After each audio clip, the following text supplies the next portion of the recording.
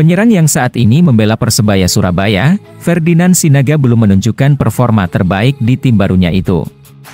Mantan penyerang timnas Indonesia itu jarang mendapatkan kesempatan bermain dan lebih sering berada di bangku cadangan ketimbang bermain.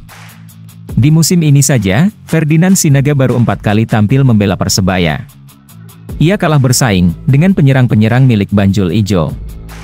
Karena sering menjadi penghangat bangku cadangan, banyak yang meminta pemain yang berjuluk The Dragon ini untuk kembali mantan timnya PSM Makassar. Sang istri Agie Veronica pun mengunggah foto suaminya itu saat menjadi penyerang andalan pelatih Robert Rene Albert di PSM Makassar. Ia juga menyebut, momen itu merupakan kenangan yang memiliki banyak cerita bagi suaminya. Istri Ferdinand bahkan menyebut, Robert Rene Albert sebagai pelatih terbaik bagi suaminya. Hal ini pun mendapatkan sambutan baik dari para supporter tim berjuluk Pasukan Ramang itu, banyak yang berharap ia segera kembali. Apalagi saat ini, PSM Makassar sendiri mengalami krisis penyerang dan itu membuat performa mereka menurun, dan kesulitan bersaing menembus papan atas Liga 1 Indonesia.